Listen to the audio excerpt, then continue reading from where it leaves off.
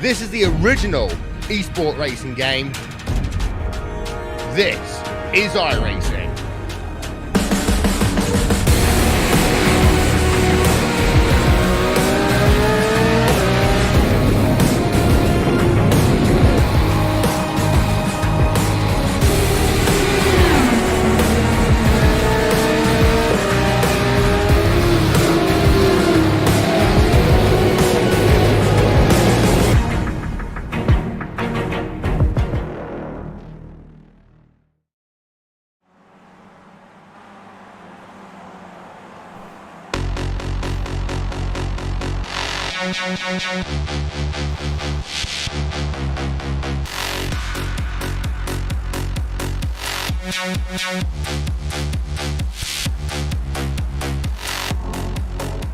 It is Sunday night, it's Daytona 500 weekend, but we've got our own action here on RaceSpotTV and on the iRacing Esports Network as we welcome you to Barber, to Birmingham, Alabama for the 2K World Cup presented by DES Simulation. It's Will Vincent along with Jake Sperry as qualifying is just gotten itself underway. Track conditions there up for you on the screen right now. We are going to go and do racing for 45 minutes as we always do here in the 2K World Cup. As we say, drivers are on track. They have just one lap to go as fast as they possibly can. And one thing we noted, Jake, is it's a pretty small crowd here by 2K World Cup standards. Only 25 drivers took part in practice. And well, this is a difficult track. It's a spider web after all. You've got the spiders lining parts of the racetrack, but it is a very complicated racetrack and one where one tiny mistake, especially in sector number 3, can really hurt you.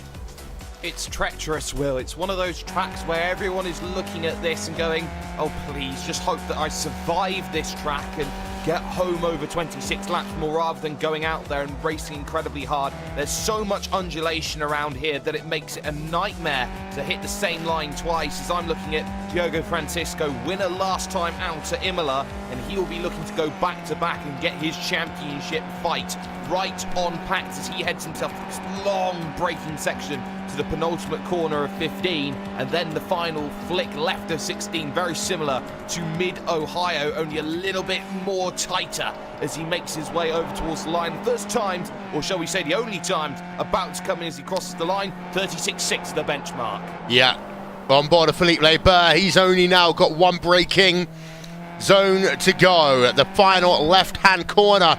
This track's actually pretty new by standards. It opened in 2003. Of course, it is a home of the NTT IndyCar Series. 1 minute 36.5 for Felipe Barber. That puts him to the top of the timing stands for the time being. There are a total of 17 corners technically on this racetrack, but the layout that we're going to be running, it's 15 corners, and the long sweeping right-hander turns 13, 14, 14A, they are the corners that will really pose some issues here, but also turn 7A, 7B, Jake. They can be very complicated because you get it wrong, then it's going to really push you out into the kitty litter as we're riding on board now with Enzo Cantor. He's only got 41 seconds to do a lap and doesn't look as though we've got a lap time for him. Let's see what happens. No lap time, so Cantor's going to be starting from the rear of the field. He will be. He's left it a little bit too late to get out on track, so he'll be using this as practice effectively to go out there and get that working. As he just pushed a little bit wide actually through the opening corner, and that completely compromises the line as he spins it all the way through 2, 3, etc, etc. But this is what we're going to see, Will. This is a track where it is difficult to make overtakes. It's a track which is difficult to get correct, and you have to be absolutely perfect with car control and, more importantly, car placement to go out there and make these lap times work as qualifying officially comes to a close.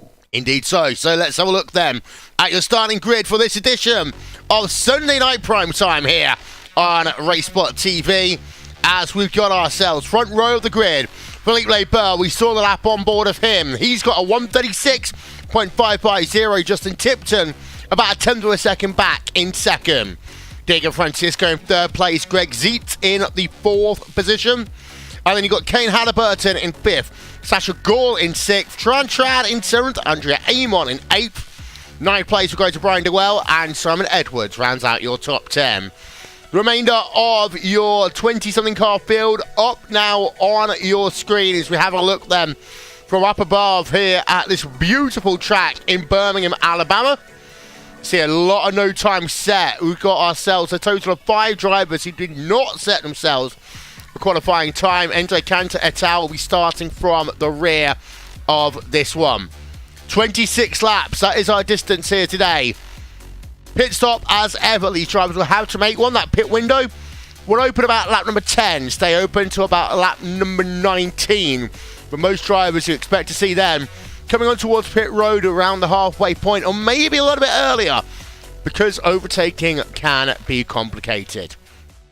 Getting a look then at the drivers who are now just waiting for the last couple to make that journey to the starting grid, and then we can get this race underway. So it's going to be, as we say, a 26 lap race here today in the 2K World Cup. Don't forget, tomorrow we've also got Monday Night Skippies action, but let's focus on Barber for the moment. Those lights are about to go on top of the iRacing gantry, ready for racing here in Alabama.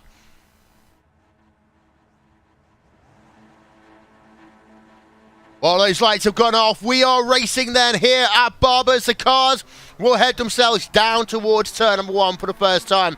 You can see they all get themselves single file very quickly. As turn number 1, it tightens up in towards turn number 2. And it's a case now of can you make it through these first couple of corners.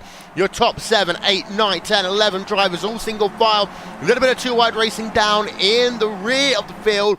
But for the most part, it is a case of drivers now getting towards turn number 5. This is when you see the first big overtaking opportunity of the day. We've got ourselves a couple of drivers going side by side in your mid-pack. Brian Dewell, Tran Turan, they've been working side by side for a moment. We go on board with the driver of Brian Dewell. He's got Andrea Amon and Tran Turan. They stick side by side as they work themselves down towards turn 7, 7A, 7B. And Brian Dewell up a position there, Jake.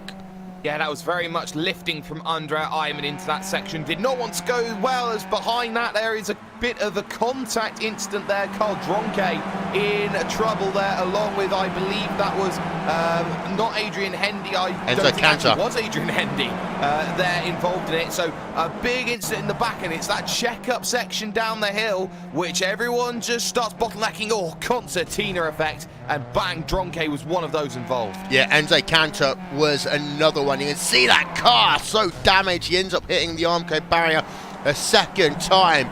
But live towing and scoring will be available in just 1 moment's time. Visit RaceSpotTV /timing for that one. Past the start-finish line to complete lap number 1. And it is Felipe Burr who has the lead by 4 tenths per second, Jake, over teammate Tipton. Well, it is very much TT Racing in control at the front of the field. It is 1, 2, 3, and 4 at the front for TT Racing, but it seems it's their championship to be fighting against. And Leibert, yes, has 4 tenths of a second, but Justin Tipton, let's not forget, in the draft set the fastest time in practice on a 1:35.678. So he understands how to run in this draft, and so do a lot of drivers at the moment, because it is a train of 6 effectively all tight up, because on the back of this train, Kane Halliburton and Sasha Gawler, but you've got the likes of Brian Dewell, Andrea Ayman, Simon Edwards, Edwin Viorino. All of them are trying to stick with this, but at the moment it is bridge between the divide stuff that we're looking at as they head themselves down the hill through 7s, 8s and 9s as they now head through this back straight section. Well, I can't really call it straight. It is a few lefts and rights, but it is the fastest part of the circuit. It is into turn 9 and 10 as we were looking on board for a moment with Sasha Gall in the number 26 machine. Then you've got the other chicane down turns 11 and 12. This is where things get really complicated for these drivers, because it's downhill then uphill as you start going through the right-handers. In terms of people on pit road, who've had Enzo Cantor, he did come on towards pit road, get himself repaired to his race car. He is out and he's in last place on track right now. Andrea Amon close to the rear of Brian Dewell. This is battle for P number 8. And this is kind of what you talked about. The gap between 7th and 8th position is 1.1 second right now, Jake. So if they don't get a move on, we are going to have two packs forming on track. Yeah, we certainly are. Tuan Tran did a 1:36.1 compared to a 36.7 of Brian Duell. And if he's losing the draft over this track, it is nigh on impossible to get back unless the front pack starts beginning to scrap and fight. But these are some of the most brilliant Skip Barber drivers you will find in the world, as there goes Sasha Gall down the inside of Kane Halliburton. And right now, that's an easy move.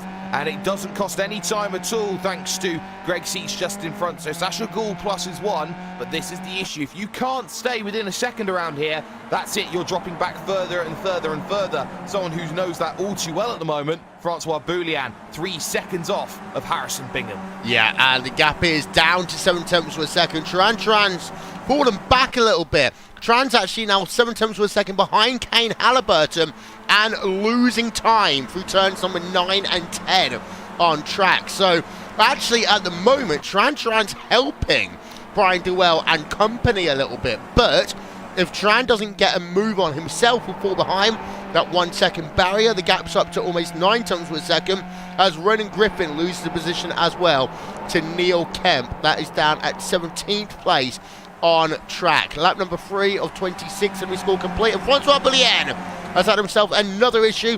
There we are, a look at him, and there's no rear or front on that HPP Orion race team car. So let's get ourselves a look at this one as he's running by himself, and the back end just slides out hard into the barrier for him. So Francois Boulian, now the rear of the field, having to come on towards pit road.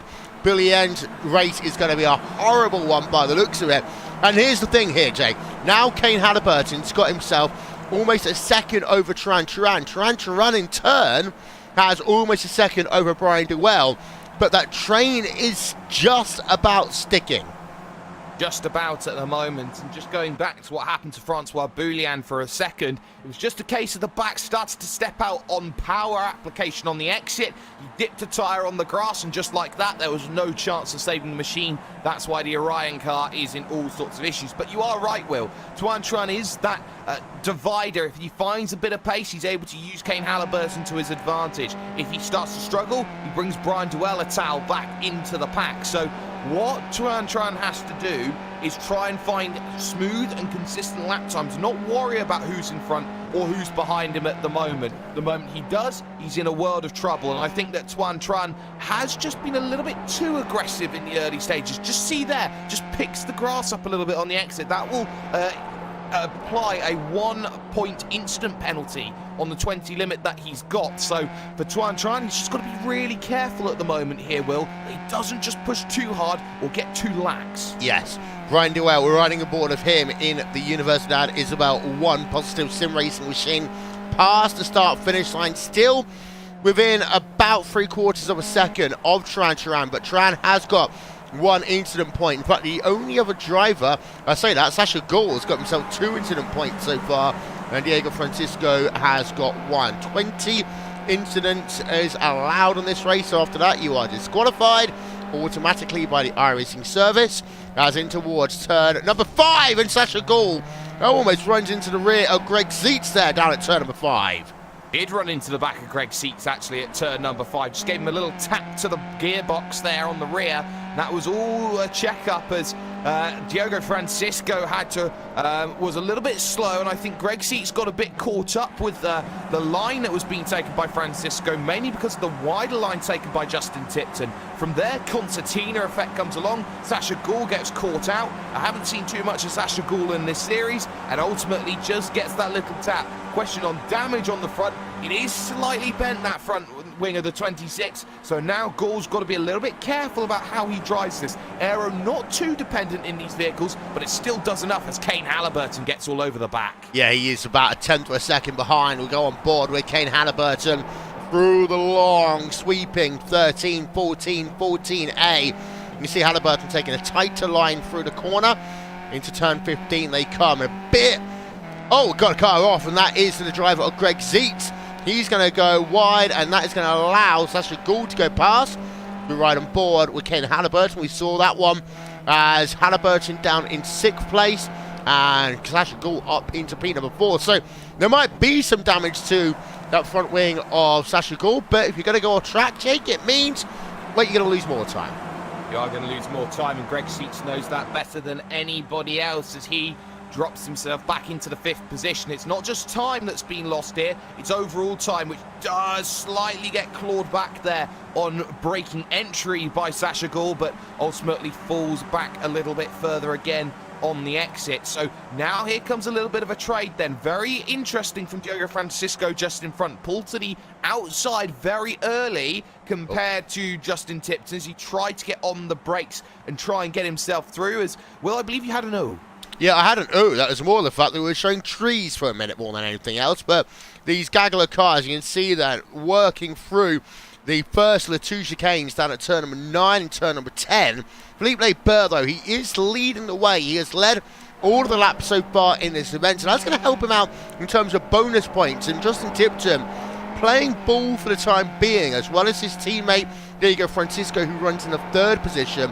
It was a little half look by Justin Tipton in towards turn 12 that last time by, but Philippe Barber will continue to have the race lead, and he'll cross the start-finish line. This is, of course, more bonus points going on now for Philippe Barber as we go on board with Diogo Francisco. More than anything else, Francisco is just trying to break the draft at this point, Drake, rather than running over his teammate. Yeah, that's very true. He knows he can't really afford to fight Justin Tipton too much. The moment he does, Barber drops outside of a 1-second window, and he'll never see Barber again over the course of this event unless he has the pace of a god. And I'm not sure Diogo Francisco has that today. But this is what the bigger issue is going to be. The fact that every 3 laps that goes by, Philippe Barber picks up a bonus point for leading 3 laps of this event. This cannot be a case for Diogo Francisco of just sitting and waiting and picking up the win on the last lap. It's a rule that encourages that overtaking, and ultimately it's finding him in a world of issues as now Sasha Gall is actually really running the gauntlet right now and is all over the back of the Spaniard. He is, as we go on board from the rear, Diogo Francisco. If you're going to do a pass, I mean, the thing is, after you got past turn number 7, realistically, it's going to be a late lunge into 9 and 10 or 11 and 12. You can make a move into turn number 15 if the driver ahead of you pushes wide and compromises their line into turn number 15. But for the moment, Sasha Gall is just going to have to wait behind this TT Racing train, of course. The only driver that's put a foot wrong in that TT Racing train is Greg Seats, who's dropped themselves down into 5th position. Otherwise, it would have been TT Racing 1, 2, 3, and 4. Past the start-finish line, again they come. Behind, you got yourself Simon Edwards. He's in a little bit of a battle right now with Andrea Amon. This is the battle going on for 9th place on track in towards turn number 1, the left-hand kink. You can almost take that flat out, Jake, but you don't really want to because you push your car too far wide and you compromise your line into 2. It's almost impossible to take that wide, actually. Well, I've been seeing these drivers in practice just ever so slightly having a light lift through turn number 1. It is a corner that does like to spit out into the runoff area that is available after a strip of grass, but ultimately these drivers are just trying to find the one place that they can go out there, attack, and make the moves that they need to. I've seen drivers look very, very aggressive and punchy. Simon Edwards, though, I think he's got a very loose vehicle for this track. He's been sliding that vehicle into a couple of corners. Not massively, but enough. And I think that's been the telling factor why he hasn't been making positions, because he's not in 100% control of where he's planting the vehicle. Don't forget, ladies and gentlemen, if you are watching us here on the iRacing Esports Network, hit that subscribe button, like us, and join ourselves, Global Sim Racing Channel, Sim Speed, Apex Racing TV, LSR TV, Prime TV, and many more in terms of bringing you the very best iRacing content. That is all exclusively on the iRacing Esports Network. So, lap number 8 or 26. I talked about this being a possibility early on, Jake, that 1 or 2 drivers might want to come on towards pit road a little bit early. I'm thinking that we are going to see early takers on towards pit road because of the fact that no one is really moving. We're on board with Sasha Gall right now. Going to show you the moves and shakers in this event. And, well, the thing is, no one's really done much moving. Inside of your top 10, there's only been Sasha Gall up 2 places and Brian Duell up 1. very true, Will, and that's been quite telling, is the fact that there's been a struggle to make positions, as here's Sasha Gall looking to the outside of Diogo Francisco into the hairpin, and just has to try and run that outside line, get a nose for the next section of track, but just runs out of road on that inside, pulls right underneath as he looks to try and pick the toe up once again, but realises that Francisco can't afford to lose the train in front and has to back off and let Francisco go back into an attacking position and try and run down the pink-rimmed machine of Justin Tipton's TT Racing team right now, confusing one team with another. But this is the issue. You start getting aggressive and all of a sudden, bang, there's the gap. And you've been seeing as well over the course of this event, Tipton is fantastic through this back half section, but he's just unable to get a run on Leibert.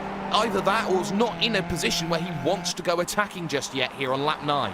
Yeah, and Francisco is going to be getting more and more agitated over the fact that Leibert has led every lap of this event, racking up the bonus points. He's going to do and get another one right now with Philippe Leibert. That'll be 3 bonus points so far in this event, because Philippe Leibert has led every single lap of this event so far towards 1, and then that long sweeping right-hander at turn number 2. They come again. Worth noting that Sasha Gall is actually going to be under pressure from Greg Ziet this time by, as they come up through turn number 4 in towards the long left-hander at turn 5A, 5B, but nothing's actually going to happen.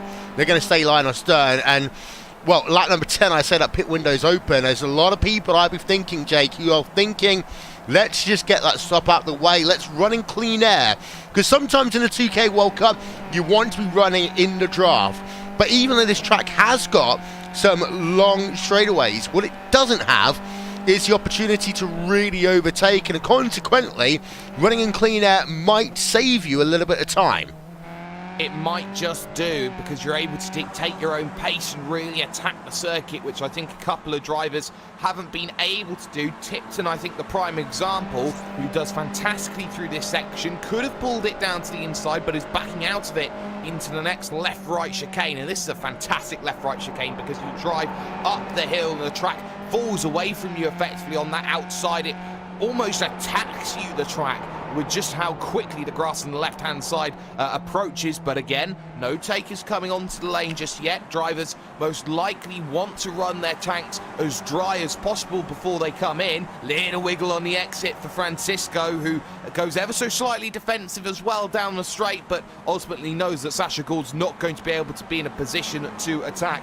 I think if you're Kane Halliburton, it might be time to strike. Maybe even someone from the second train, if you can get a drafting partner, that could be really useful to go through. I could see someone like maybe Andrea Ayman trying to make the stop to get onto the first train. This is where you have to be a brave man or woman to try and make that stop. Yeah, Sasha Gall looks close and again looks to the outside in turn at number 5, but this time can't do anything unless he can get the under over.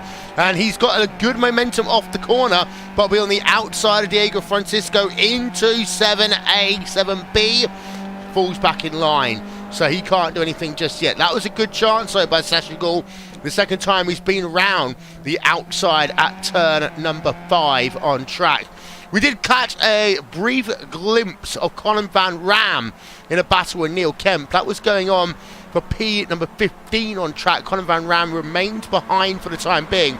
But here's Kane Halliburton, and we go on board of him right now. He's running in 6th position. He's got himself now a 2-second gap over Tran. He's in that lead pack of cars, but the Archie Sim Racing car, will he come on towards pit road early? I mean, we're almost at halfway. We're halfway in 2 laps time. Your top 6 all stay out that time again, as Tipton gets a better run for the final corner than Philippe Leibert. Also, we've got Sasha Gall. He's got off.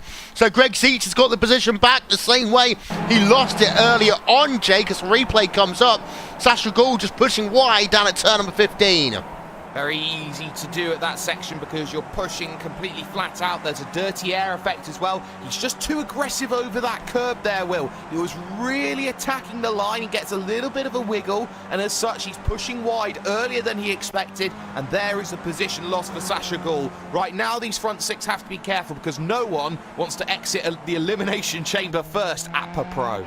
Yeah, as it looks like Kane Halliburton are trying to scoring and showing him almost alongside Sasha Gull, but he wasn't. But here's 48, Diego Francisco, just moving to the inside of the track. It is now TT Racing 1, TT Racing 2, TT Racing 3, and TT Racing 4 as they head themselves downhill. Here's Tran as we go on board of him. He's running himself. He's lost position, of course, to Brian Duell recently. So Duell in the Universe Isabella 1 Positive Sim Racing car has got himself up into P number 7. Tran down into P number 8 on track right now as they head themselves towards turn number 11 and turn number 12 on track. And just keeping an eye, of course, on your front runners as they will work through turn 13, 14, 14A. We've got 2 cars on pit road.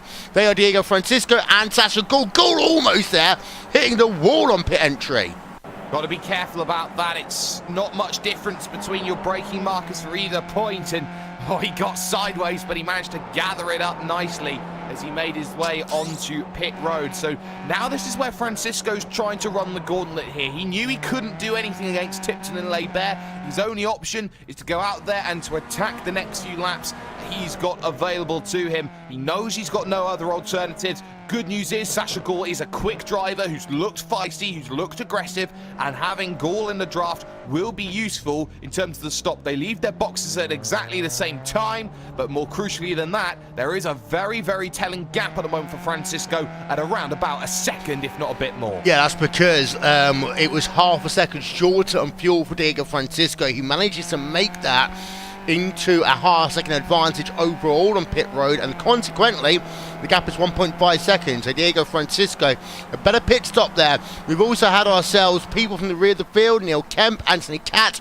on pit road, as we are going to go back to your race leader. This is Philippe Laibert. We're looking from the rear of him right now as he works towards turns number 9 and 10 on track. It is the left-hand flick, then the right-hand flick, and look at this. Justin Tipton again getting a good look as they work towards turn 13, turn 14. And are they going to come on towards pit road? Any of them? The answer is not in your top 4. So they're playing the long game here in this one. And actually no one else behind coming on towards pit road, Jake. No one behind coming onto pit road, and that's very, very telling, as right now that second pack, you're starting to see Andrea Ayman dropped from it here with Edwin Viorino in the rear. That gap is now up at about 7/10 of a second, but the big key issue here at the moment for Simon Edwards, as he almost T-bones the rear of Tuan Tran, is the fact that Edwards cannot get around the number 21 machine. Looking like he's got a fantastic run here through this section. We'll pick up that run, we'll go to the inside to look to make that move, and this one should be plain sailing, but on the brakes through the left, gets it right nice and tucked in tight on the entry, and on the exit, able to run out and use all of that track and get the position away from Tuan Tran. Brings the group back together, but Edwards is the man on the move. Yeah, they did lose a second, though, in the consequence of doing that, because it looks now that that gap is 3.4 seconds, led by Brian Duell. Duell goes actually wide down at turn number 8. As you can see the rest of the pack in front of them, they are also really tight together. This can make life difficult if you come on towards pit road at the same time. I have seen people hit each other onto pit road at this track before on board of Justin Tipton. Again, he doesn't get a good run through turn number 12. This is actually a corner Laibert generally does better at, but we see Laibert coming in, Tipton coming in. What about drivers behind? It looks as though we've got ourselves the 74 of Greg Zeet coming in. Kane Halliburton, however, will stay out. So Halliburton will lead a lap in this motor race. Yes, Kane Halliburton will, and he's the only one to stay out and lap 14 of 26, so he understands that he needs to stay out. Edwin Viorino also stays out in the 11 machine too, so Leibert decides now's the time to hit the lane and hit it well, and he's been absolutely perfect on the way that he has manifested his way onto the lane, as all of his team as well have joined. So the question becomes, who gets the big jump and where is Diogo Francisco in all of this? He's heading his way down the front stretch, and he will have that inside line into turn number 2. Off and away comes Leibert, 1, 2, 3, but look at Francisco charge. Can he get himself through? He's got one position, Will, but now he's in the prime place to attack Leibert as and when he needs. Yep, so Leibert comes out with what would effectively be the race lead. Diogo Francisco gains one position over Justin Tipton, but look at this. They're going to all think about making a move as they come in towards turn number 5, but it's still TT Racing 1, 2, 3, and 4 once Kane Halliburton and Edwin Valerino will come on to pit road. Valerino did stay out, as well as Kane Halliburton.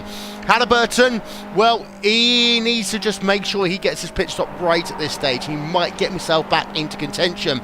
Pushing a little bit wide, it may be a case of how much fuel did Kane Halliburton save. Would it give him the advantage as he does now come on towards pit road?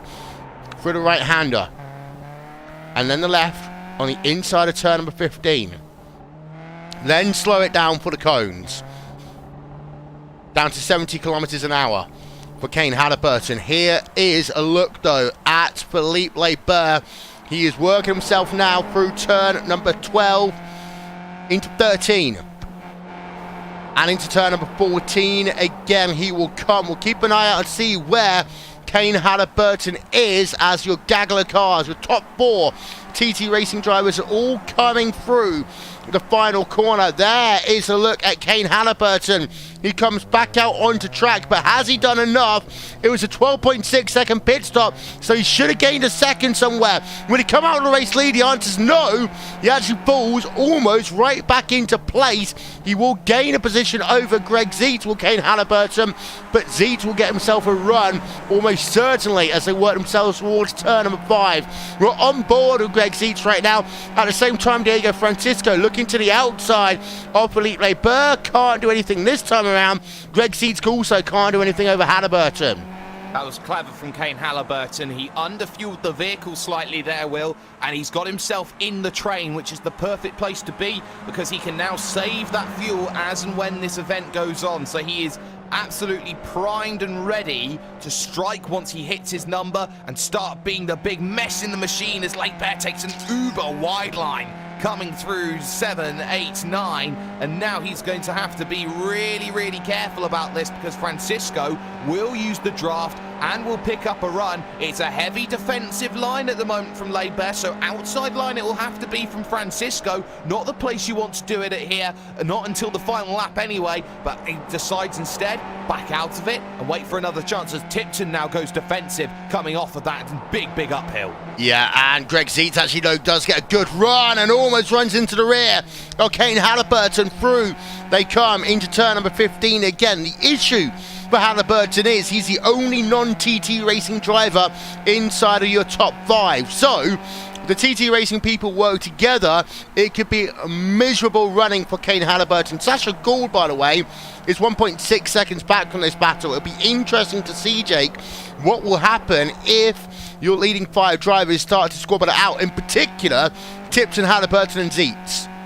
Yes, and it's those 3 that will be the big worry about in the scrap, because Francisco and Leibert, they'll only be concerned about each other, and they are the title rivals at the pointy end, of this championship. Sasha Gould, nothing to lose, did a 36.482 that last time by, and compared to the leaders, only a tenth, maybe even half of that he was behind. So that's just something to keep him in mind, as Sasha Gould will have that chance. Keep a look at the second train as well. Brian Duell pulled a 2.5 seconds in the stops over Edwards, Iman and Tran, and Viorino is a further second back of that. At your lead gaggle as they all come through. And look at Kane Halliburton. He's right on the rear now of Justin Tipton as they head towards turn number 11 and 12 side by side. Kane Halliburton going to go for it, and it looks as though he has got himself ahead of Justin Tipton. Fantastic driving by Kane Halliburton. He just struck while the iron is hot, managed to get himself through, and he's still within a second of P number 1 and 2. But the issue is, as they come off this corner, now you've got yourself Zeet and Tipton going side by side. Greg Zeet looks as though he has the advantage, and this front pack has now started to spread itself out a little bit. Tipton down from P number 3 down into P number 5 on track as well. This one's just gotten interesting. It has got interesting there, Will, as Kane Halliburton made the move. He placed himself absolutely perfectly coming off of the second chicane, went to go aggressive on the line, went to attack a little bit wide from Tipton, couldn't afford to get on the power as early as he liked, decided, well, I've got to strike now or I'm never going to strike at all, but now he's probably dropped the second and will be relying on mistakes from Francisco and Leibert, and both of them have proven, well, they make very little, if not none, over the course of a season. So unless they come together, which I doubt that they will, Kane Halliburton's got to find it on pure time alone, and I'm not sure he's going to be able to even manage that. Yep, less than 10 laps to go though here at Barber Motorsports Park. Andrea Amon has gone off down in turn 7 and 8. He's lost himself 2 positions as Edwin Valerino is going to go past. Here is a look on the replay. He was going into a battle with Edwin Valerino a moment ago. But actually, no, it was Simon Edwards he was battling with at the time. This is Andrea Amon in towards turn number 7. Breaks into the corner and then just goes wide and loses it. Goes off onto the grass, slightly onto the gravel, and loses himself a couple of positions as a consequence, Jake. The curb's off camber actually there, and that's the worry that drivers are going to have. The curb is off camber, so you can't be too aggressive with it really through a section of track where you have to try and chop down as much racing road as possible to get down on the brakes into 8. So Andrea Amon pays the price for getting a little bit too aggressive, and now he finds himself behind Viorino. It's a respite for Simon Edwards because Tuan Tran is a second back, so now Edwards can only focus on catching Brian Duell in front. Exactly what was wanted as the battle for third continues. Yeah, 3rd, 4th and 5th place on track, and actually your top 2 drivers have pulled away, and this is what we alluded to earlier on. If people start battling, if you go side by side at this track for more than about 2 corners, Jake, you lose the second automatically because it's narrow, and the drivers have to of course make sure they don't run into each other. But it's worth noting that your 3rd, 4th and 5th battle is still going on. Actually, Sasha Gall has come back into this because now he's within a second of Justin Tipton.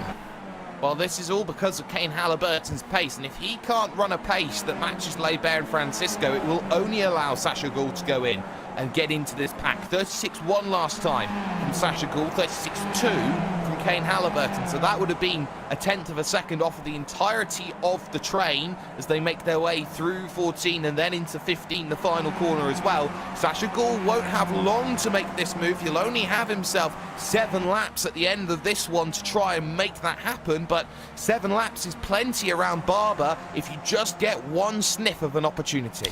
Edwin Valerino versus Andrea Amon. This is going on for 10th place. A battle for the top 10 going on between the driver of Edwin Valerino and Andrea Amon through turn number 2, turn number 3. I don't understand the cornering system here at this track. It's typical American cornering system numbers that we have, Jake. Andrea Amon looking, but still 4 tenths per second back into 5.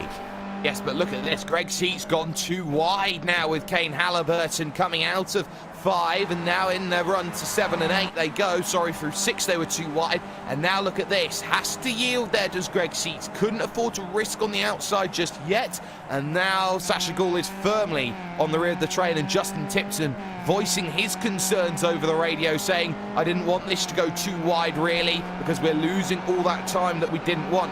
Amon does lose, or try and get back onto the position with Edwin Viorino, but Once more, he's going to have to play that waiting game of when do I strike, because they're going too wide again for third. Seats trying to get to the inside, but ultimately can't quite do it as Halliburton holds on and runs a little bit wide on the exit to boot, trying to save the position. Yeah, but the gap between your top two drivers and third is now up to 2 seconds. Greg Seats, Justin Tipton, Shasta Gall involved in this battle now for third, 4th, 5th and 6th on track as they cross the start-finish line to start themselves on to lap number 21.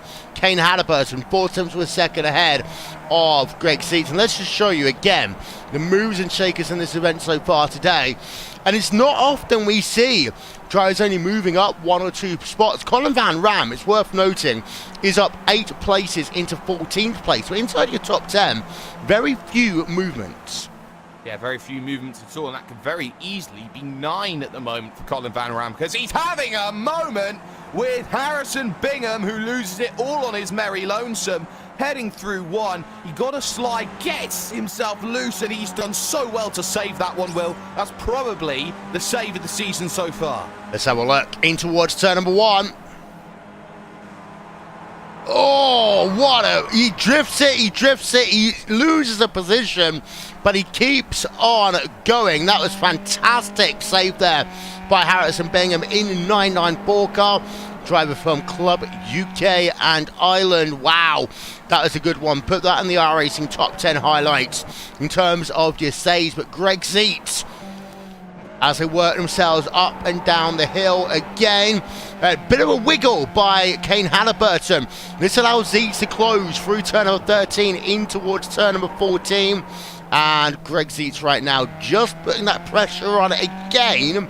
However, we still got ourselves 5 laps of racing to go. This is going to be a close one for the final step on the podium.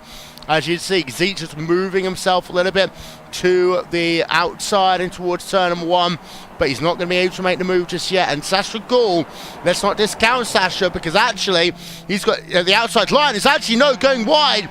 That will be Kane Halliburton. This could open the door now a little bit to Greg Seats as they're going to be side by side as they won, and they make contact there.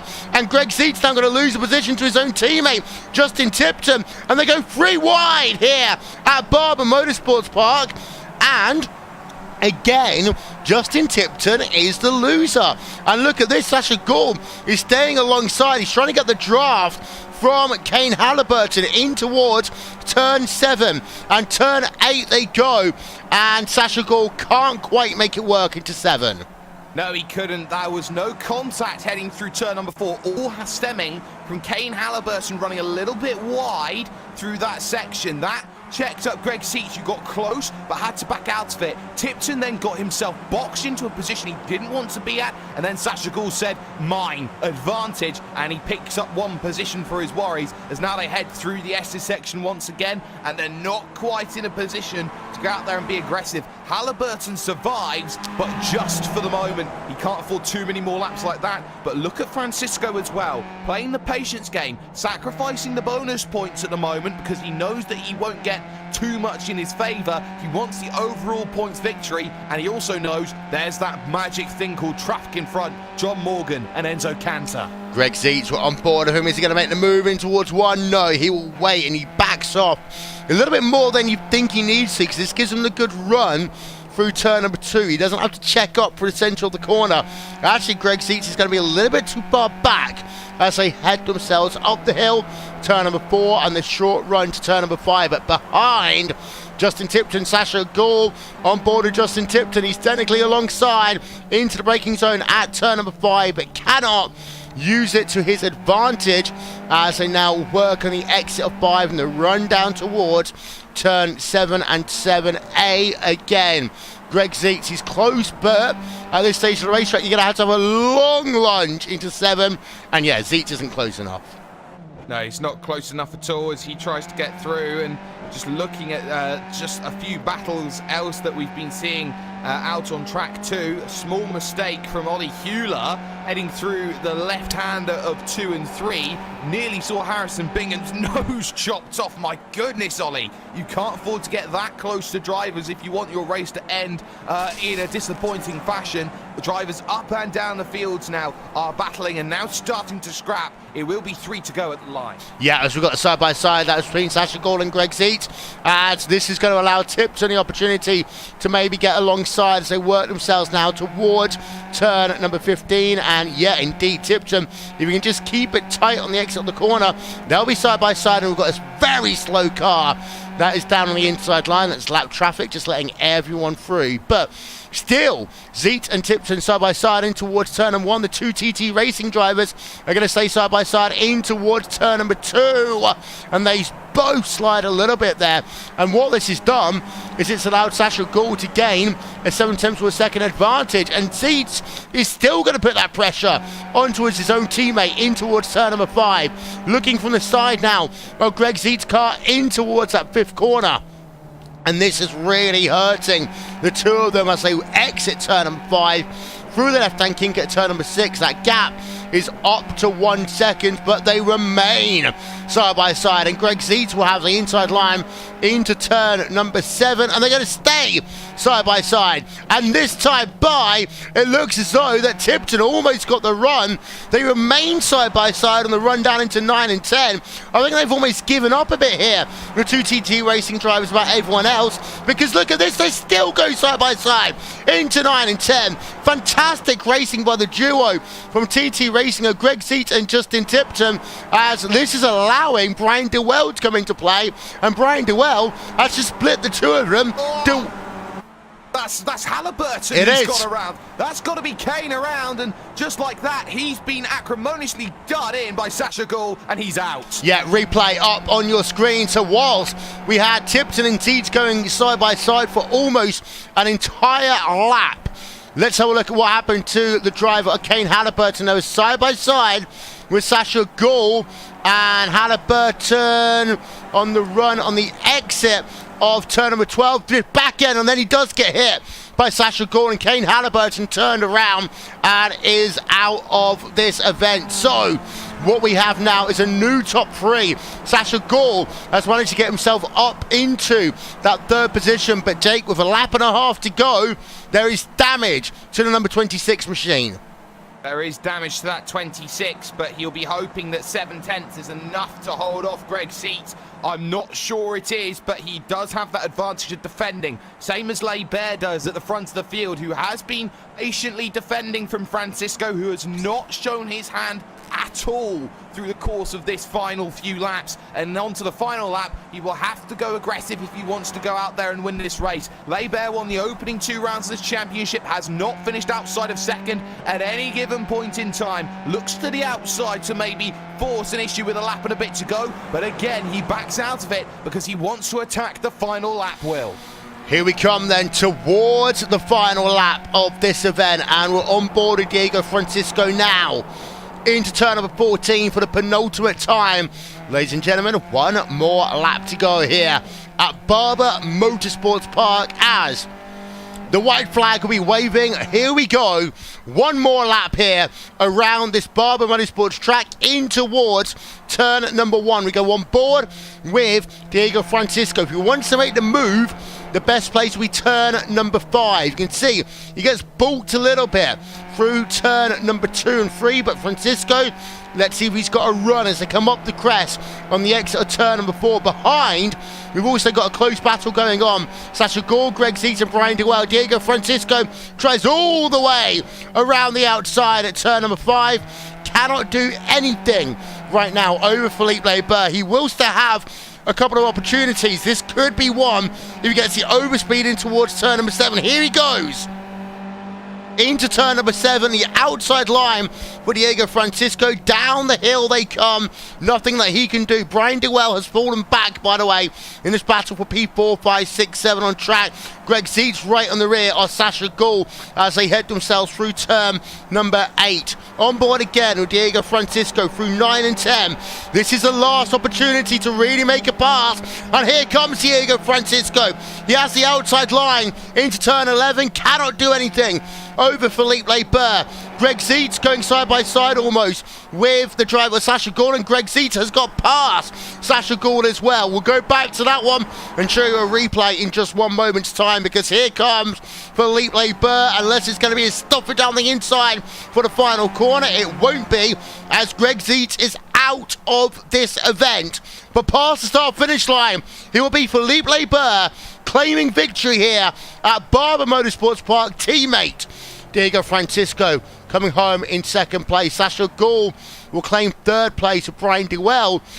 Well, Brian Dewell is classified in 6th. Simon Edwards in 4th, Justin Tipton in 5th, Brian Dewell, Edwin Valerino. But we need to go back a minute and we need to have a look at this battle that had been going on. We need to have a look at Greg Zietz, who is out of this motor race. Let's have a look on board with Greg Zietz as they come through 9 and 10. And now this is into 11 and 12. Greg Zietz, they were close together there in towards 11 and 12. And well, Zietz gets a position over Gull, but then on the exit of the corner, Zietz loses it all by himself and plows it into the Armco barrier, Jake. He does. He just got a bit too aggressive through 11 and 12. He wanted to get the position over Sasha Gull. He managed that, but he couldn't manage the exit. And very much like a few drivers earlier on today, one of them being Francois Boulian, he finds himself in the wall and out of the event at the worst possible time. But the person you have to give credit to for this event actually has to be Simon Edwards, because he came from nowhere in this event to pick up 4th. He picked up 3 positions, Will, on the final lap of this event alone. Yeah, we're going to have a look then at the replay of Simon Edwards, because here he is, and this is on the run down in towards turn number 5. And you can just see he's away back at this point, but we allow the footage to run, and Simon Edwards, he does climb up a number of places on this final lap to finish in at the 4th spot in the number 52 car. And you just see they're going too wide, too deep into turn number 7 around here. Simon Edwards is just biding his time and waiting, knowing that something can quite often end up happening on the last lap of a 2K World Cup race. Well, the battle for the race lead was a bit anticlimactic, but we had a lot more action going on behind. And this is the first one for Simon Edwards. He gets 2 drivers in one corner through turn number 9 and 10, because Brian Dewell was going side by side. I believe that was with Edwin Valerino as they worked through 9 and 10, and you had the driver of Brian Dewell go wide. Edwards gets 1 position, he gets 2 positions, and he gets his 3rd one after the driver of Greg Zietz ends up having his incident at the end of this event. Well, let's run yourself then through your final results here on Sunday Night Prime Time. The 2K World Cup presented by DES Simulations. Philippe Leber claims victory by a quarter of a second over Diego Francisco. And Sasha Gull comes home in 3rd place. Sasha Gull able to work himself up. Even though his pit stop wasn't that good, he was able to get a podium finish here in this event after Greg Zietz goes off. Simon Edwards gained 2 positions in as many corners on the final lap, getting past Brian Dewell and Edwin Valerino. Edwards finishes 4th. Justin Tipton 5th. Brian Dewell, Edwin Valerino 6th and 7th. Tran in 8th. Andrea Amon in 9th. And Chris Malcolm rounds out your top 10. Conor Van Ram in 11th place. Oliver Hulia in 12th. Harrison Bingham, we saw that save by him into turn number 2. Anthony Catt 14th. Neil Kemp in 15th. Remainder of the results up on your screen. We're going to take a quick break here, ladies and gentlemen, on RaceSpotTV and on the iRacing Esports Network. But don't go anywhere. Post-race coming up after this.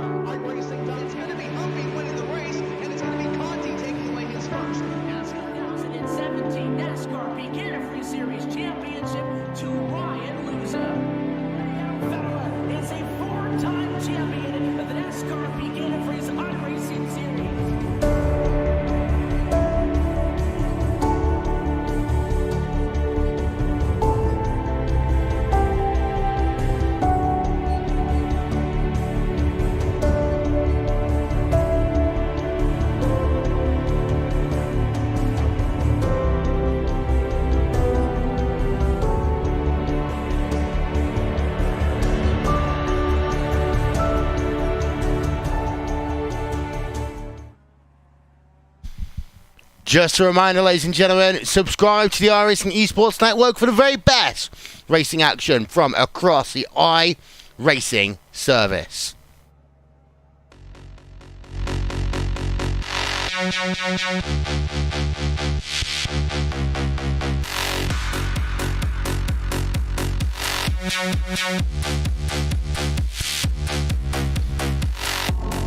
It's post-race here in the 2K World Cup presented by DES Simulations. As Philippe Labeur is your winner here today. He stood by with Jake.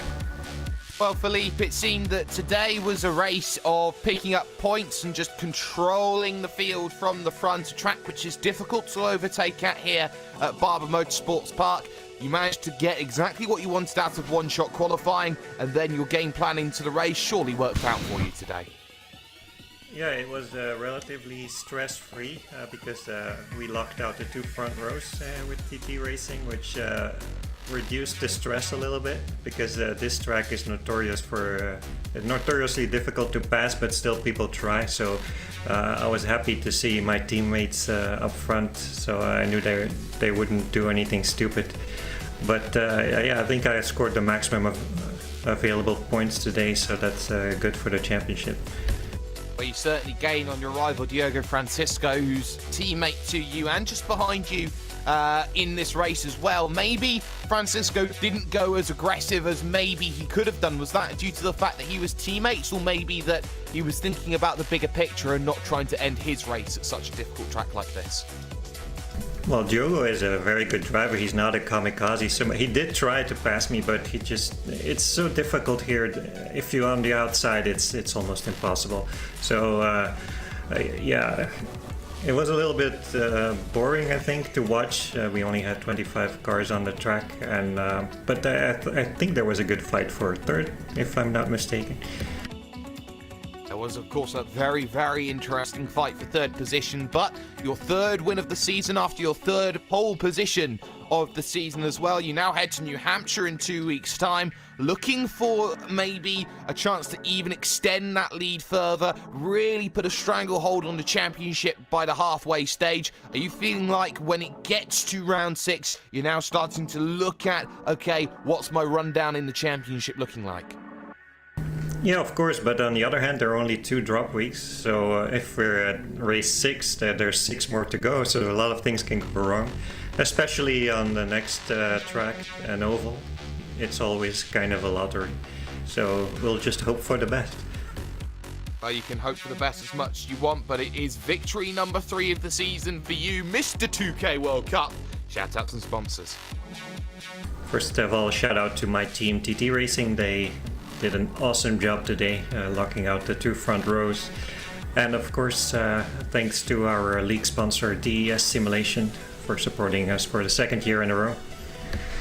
Well, there was Philippe Labeur, race victor here. It's number 3 of the season. He'll be incredibly happy at the way he's managed to get that one working for him with. Indeed so. Diego Francisco comes home in 2nd place. And Diego, you were close. You got alongside at one point, but you couldn't find a way of getting past your teammate Philippe Labeur. Talk us through your race.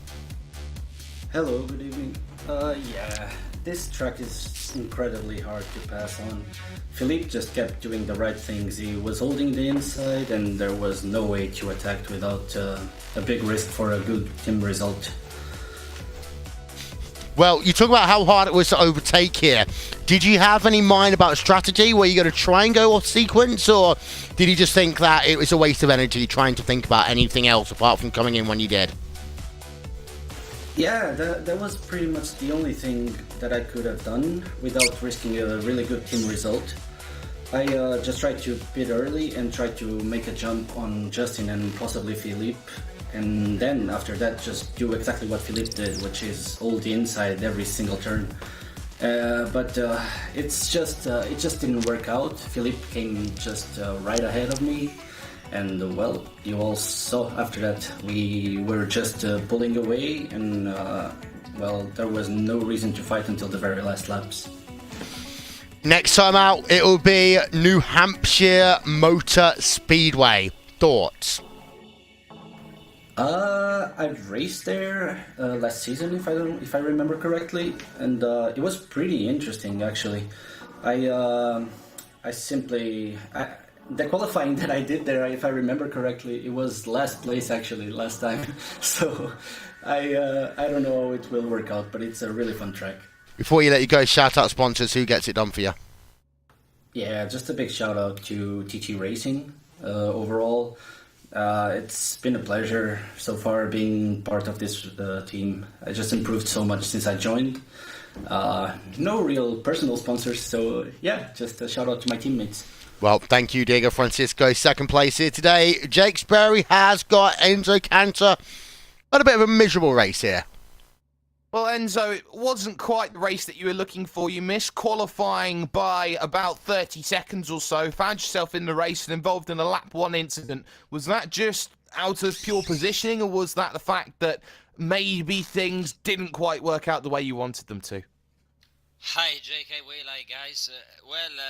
This only confirmed what kind of unluck I have in this competition, 2K World Cup, because I was racing from about 2 hours. I did the practice without any problems, and just before the qualifying, I completely lost my pedals, so they stopped to work, so I had to restart my computer, and after reloading the track and JFT and all my softwares, time for qualifying was finished, so I had no time to be on the grid, and it was really a shame because in this track I felt very confident. I was fast, and I was really wishing in a very good race, fighting for the victory or the podium.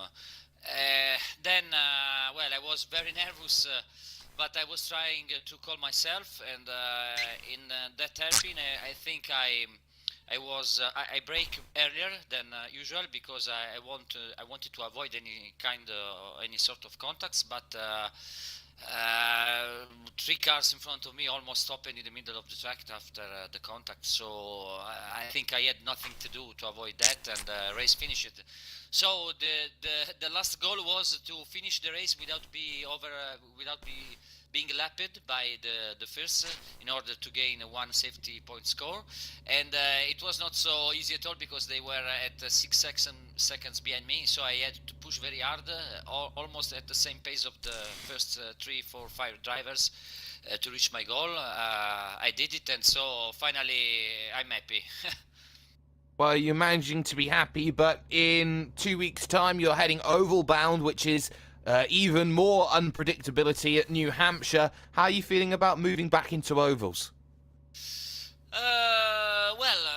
Every time there is an oval in 2K, I do a good race, so no matter for me. I don't like so much the ovals, but in the Skippy they are every time very interesting.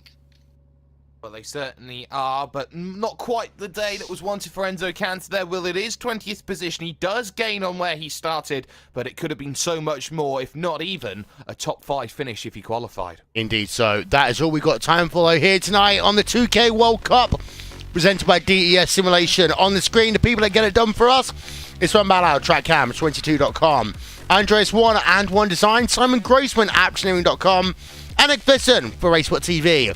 Live timing and scoring. Next time out, it'll be our second oval of the season. It'll be New Hampshire Motor Speedway. It'll be in 2 weeks' time. It'll be here live on RaceSpotTV and on the iRacing Esports Network.